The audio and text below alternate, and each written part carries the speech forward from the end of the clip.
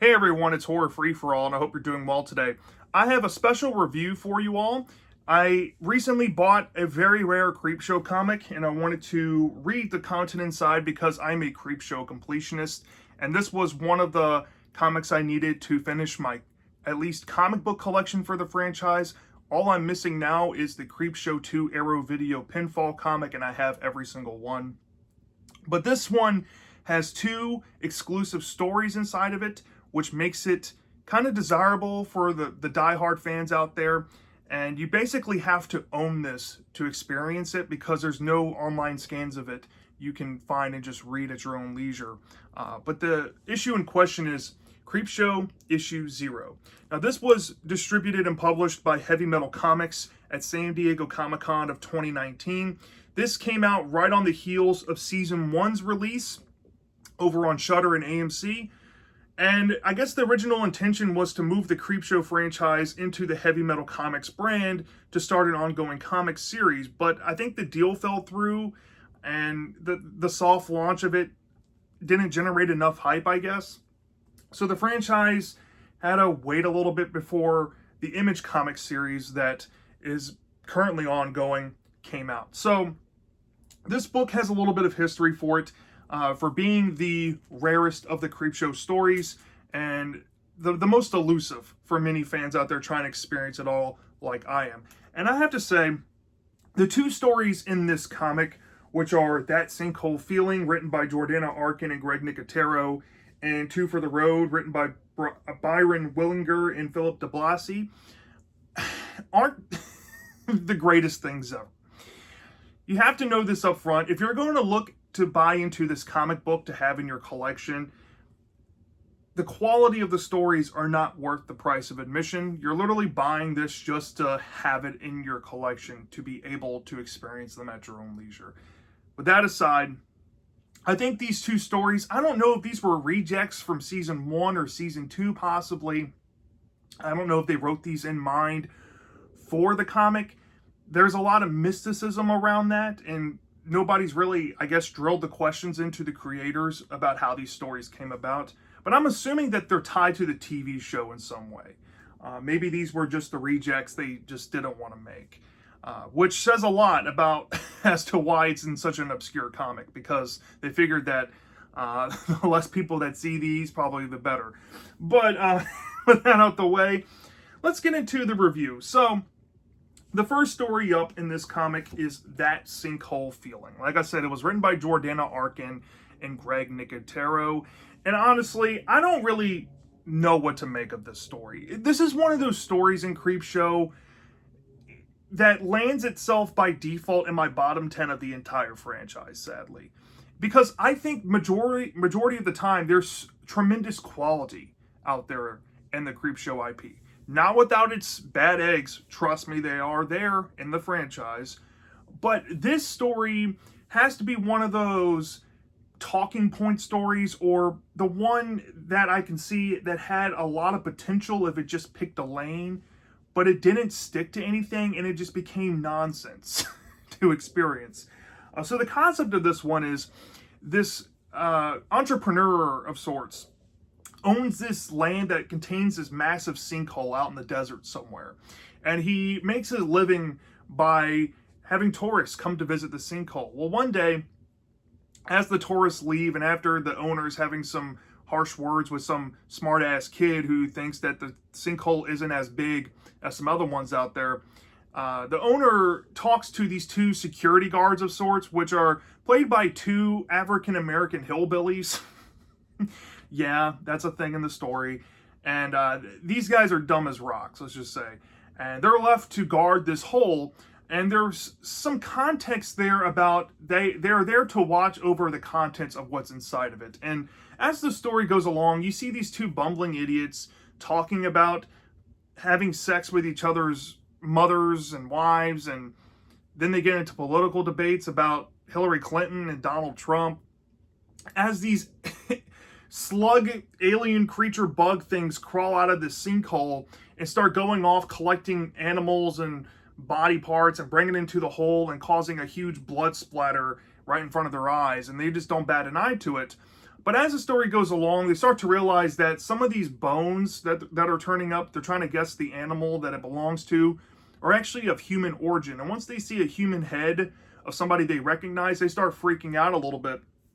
And one of them ends up getting caught by one of these alien things and is attempted to be taken into the hole, essentially. Well, after the other guy shoots at it, they realize that the aliens don't like them. And it may or may not have to do with them being African American, let's just say, if you know where the story is going. So the owner comes later on to check on what's going on in the hole. And there's this revelation that he knew that these alien creatures were down in there, but he had no idea that they had, let's just say, a hunger for a certain race of people. And once he learns that maybe his wife was possibly taken by these aliens, he essentially commits suicide. And the story ends on a weird note where the two African-American hillbilly gentlemen are kind of talking about what the aliens are actually doing, and they're offering insight that, hey, maybe they're only targeting this specific race of people, so maybe we can rule the world now. And they're talking about becoming the leaders of the new world. And the story ends. Yeah, what the fuck?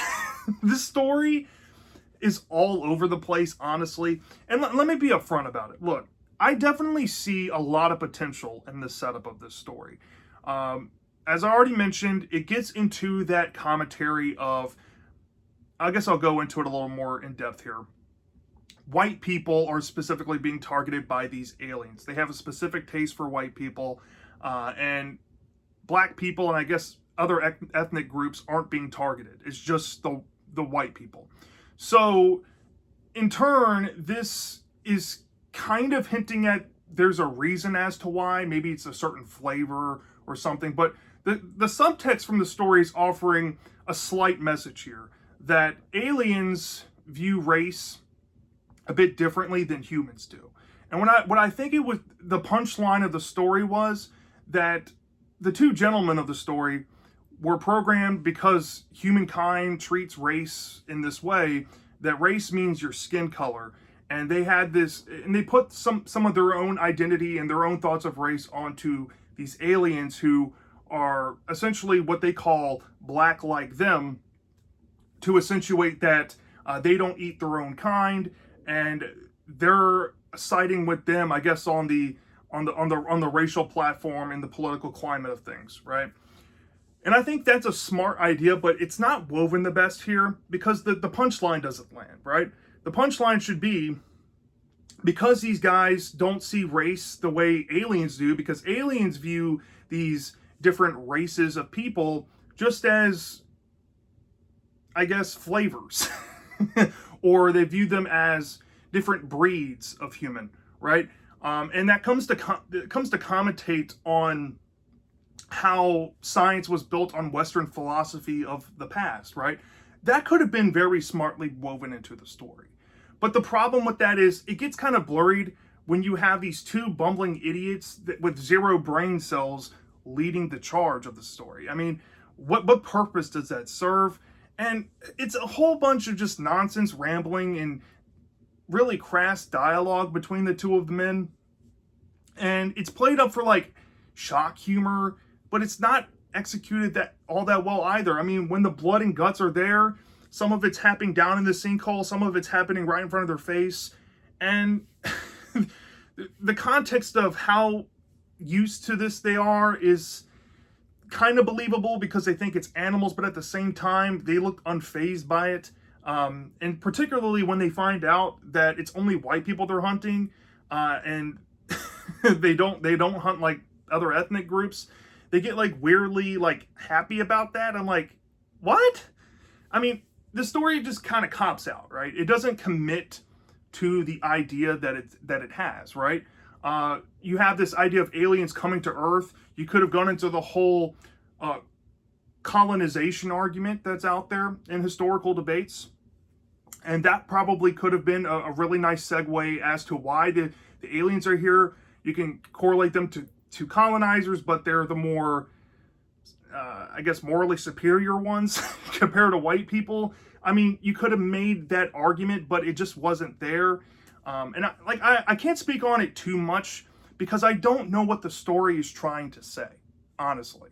It's a little too ambiguous, and maybe that's the genius behind it. It's supposed to be a talking point story. It's supposed to make you converse with people about it, see what they get out of the story. I've seen different interpretations, but the one that I have seems to be the more, at least congruent one from people that have experienced the story. Other than that, I don't really get what the ending was trying to do with the characters either. Making them co-presidents of this future of humanity. God bless the future of humanity if these two clowns end up becoming the president of the world or United States or something. Yeah. I don't really get what they were trying to do there. I really don't. It would be something to kind of have to prod around the minds of Jordana Arkin and Greg Nicotero for. But I gave this one like a 2.5 out of 5 stars. It was okay. There's some semblance of potential there, but it's mostly wasted. And like I said, I think it by default lands in my bottom 10 of the entire franchise. It's just a very messy story. Not very coherent. And for the second one, this one was almost a whole leaps and bounds better comparative to the first one. This one is Two for the Road, written by Byron Willinger and Philip DeBlasi. And this story was very emotional. Even though it felt like some things that you've seen in the past from Creepshow, there's some substance to it. And I do feel for these characters as this event is occurring, essentially. So these two best friends, they're about to go on a road trip of a lifetime. They've been planning this event forever. They make some wishful thinking wishes upon some falling meteors coming out of the sky before they head on their trip for good luck. One of the girl's little sisters are there making a comment, or maybe it's some random girl. And they kind of reflect on the naivety of children and how that kind of correlates them to today, where at one point they thought this was never going to be possible. It was just a dream. They wished upon a star, but now they get to do this together and have this experience. But it gets cut short once they get further in their drive. There's like a radio broadcast out there saying that this meteor shower has caused some damage and there's some unknowns with it. And as the story goes along, these two women uncover some people that are trying to, like, I guess, hit on them. But when they stop to talk to the gentleman, they've been grisly murdered inside their car and their bodies are nowhere to be found. And they soon realize that the stuff from the meteors that have fallen might be some killer aliens, essentially. And they're stranded out in the middle of nowhere. They have to flag people down for help. But they end up getting swarmed by people that are affected by these aliens, and they meet this dump truck driver who looks like he's been burned on his skin, potentially from whatever's been falling out of the sky. And we learn via a flashback from days prior that what happened was people were prodding around where the meteors landed, and when they prodded in the hole, these blob-like monsters started consuming people, and when they tried to destroy them, the remnants of their bodies, when they flew onto human skin, it burned holes right through them. So that's why some people look disfigured. And unfortunately, it doesn't pan out for one of the girls that well. One of them may or may not get hurt after a heartwarming conversation the two of them had. And then the remaining one is left to fend for herself, but she's horrifically scarred from what ends up happening. And let's just say that feeds into the end where we get caught up to the little girl and her family from earlier, and this survivor's trying to warn of what's coming down the road, but she looks horrifically disfigured and maybe nobody would believe her. So yeah, that's basically the story in a nutshell. And like I said, this one just hits that emotional note, even for a relatively short comic story. You do kind of understand where these girls are coming from. They're out for an adventure into the unknown. They're out to kind of sow their wild oats. They want to experience life and keep true to a pact they made to each other at a young age. They've been best friends forever. They do everything together. And what happens in the story breaks them apart in a sad, tragic way. And I think this would have been a fantastic episode. I don't see why they didn't try to adapt this. Maybe even as a animated one, if they couldn't pull it off budget-wise. I think that idea would have been better than some of these other animated ones they put into the Creepshow television series. It was believable and it was raw.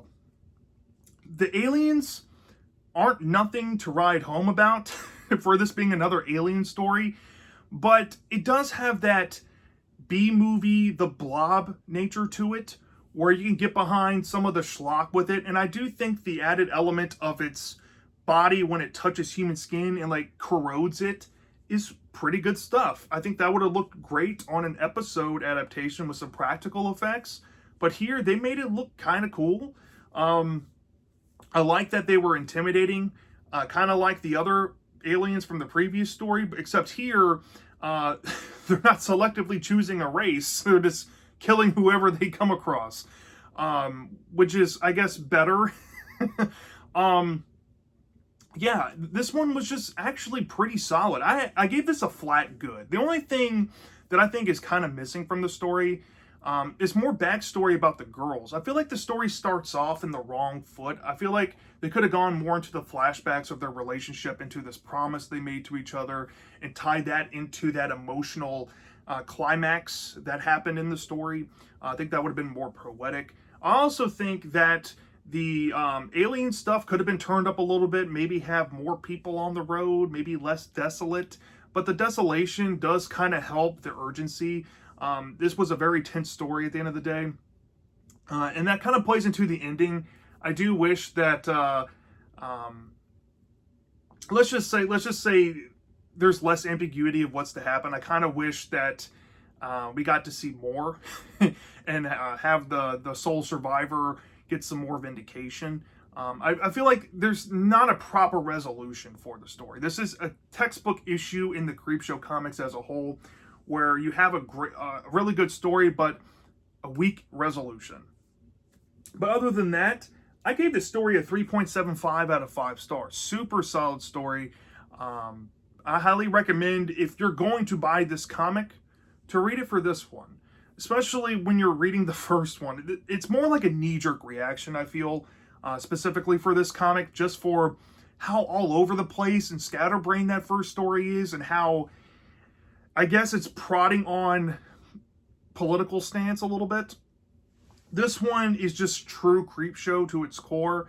Might not be the most special thing ever. It might not be the most memorable thing ever, but at least there's some substance to it, and it's a fine story at the end of the day. I can't be too mad at it. So, as a comic, if I'm talking about a whole comic here, the first story, that sinkhole feeling.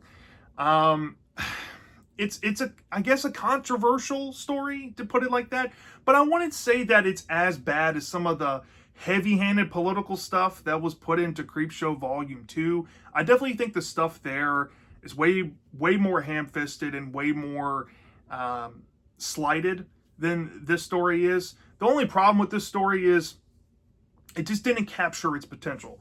As for Two for the Road, it had potential, but it actually lacks some ingredients to make it more special. So at the end of the day, the comic, it gets like a, I guess I'll give this like a 3 out of 5 stars, maybe a 3.25 if I'm feeling generous. It's a decent comic. Is it worth $80? Hell fucking no. Don't spend $80 on this comic unless you're a diehard Creepshow fan and you want to experience all the stories, or you want every comic in your collection. If you're just a casual Creepshow fan, or maybe you are a Creepshow fan but only care to buy physical stuff that's worth it, don't buy this. Wait till somebody dumps it online. Be patient. But at the end of the day, I do think that these stories both could have been done at probably better as an episode or a movie segment. I think in the comics, especially for this one being the first one, they really did try to expand outside of working with movie scripts like the classic 1980s one did, or even the Pinfall comic that had an entire script for the story to work with. these were being written for the comic, or they were either condensed from a script to fit a 2-story comic, and they were trying out the format. I'm just saying that this one has a lot of elements that the Image comics do. And if you're able to see that, I think that you might be able to correlate the quality over to the Image comics counterparts, but it's not the greatest comic, even compared to the 12 issues they currently have out over there. I would put this in the bottom 5, or maybe even the bottom 3 of comics in terms of the quality per issue. This is down there. But with that being said, do I recommend that you check out the stories? If you can find access to it, maybe go ahead and try it, especially if it's not going to cost you too much money, or if you already have the comic out there, or somebody was kind enough to give you scans of what's inside of it. Give this a read. You might enjoy one of these stories. You might enjoy both. If you enjoyed them both, if you or more forgiving, I should say, let me know down in the comment section. If you've read these before, do you love them? Do you hate them? What are your thoughts on these specific stories? I'm dying to know. And let me know, are you as big of a Creepshow fan as I am? Until next time, take care.